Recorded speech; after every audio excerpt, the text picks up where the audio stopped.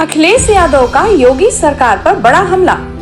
पत्रकारों से बातचीत के दौरान अखिलेश ने पुलिस भर्ती की परीक्षा में पेपर लीक होने पर सवाल उठाए हैं। उन्होंने कहा, जिस समय पहला पेपर लीक हुआ था उसी समय सरकार को कार्रवाई कर देनी चाहिए थी। अब तक की जो भी परीक्षा यूपी में हुई है, सरकार ने जानबूझकर पेपर लीक कराया है, जिससे सरकार को नौकरी न देना पड़े। ये सरकार की नाकामी है। जब युवाओं की उम्र बढ़ जाएगी तो नौकरी कैसे मिलेगी? सबसे युवा देश भारत है। ये सरकार हर भाषण में भारत माता की जय के नारे लगवाती है। क्या अग्निवीर जैसी नौकरी देने से नौजवानों का वर्दी पहनने का सपना पूरा होगा? ये कहते हैं हम राष्ट्रवादी हैं। ये कैसे राष्ट्रवादी हैं? किसानों पर लाठी चलाते हैं, आंसू गैस के गोले दागती है। जो हमारे नौजवानों के परिवार के सदस्य हैं, इस भारतीय जनता पार्टी को खाड़ फेंकेंगे। ये सरकार तो वो है जो ये दावा करती थी कि नौकरी और रोजगार देंगे, लेकिन आज कहाँ है नौकरी, कहाँ है रोजगार? केवल पुलिस भर्ती में नहीं, आरओ एआरओ के लेकर के भी लोक सेवा आयोग के सामने धरने पर बैठे छात्र नौजवान। उनका भी आरोप यही है कि पेपर लीक हुआ है।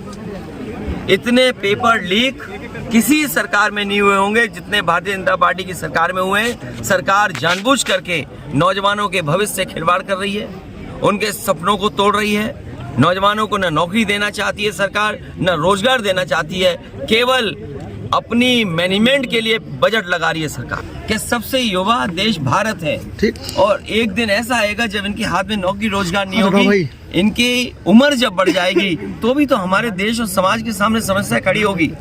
इस सरकार की नीयत कभी नहीं रही कि नौजवान अपना भविष्य बनाए। क्या अग्निवीर जैसी टेम्परेरी नौकरी ये सरकार दे रही? आप देखिए इनके भाषण, हर भाषण में भारत माता की जय हो।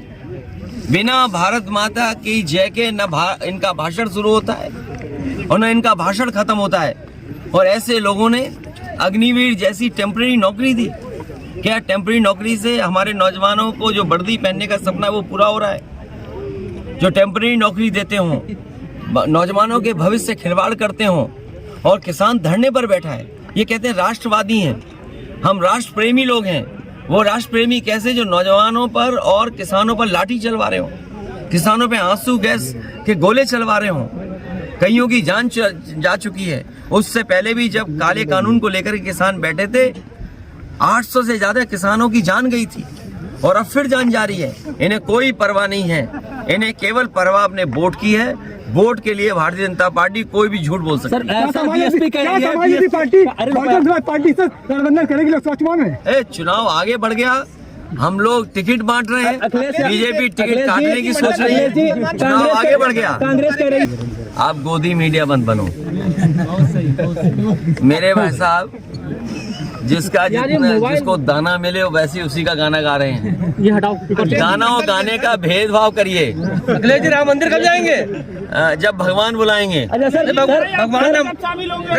बुलाते हैं अपने प्रभु, भगवान जब बुलाएंगे तब जाएंगे।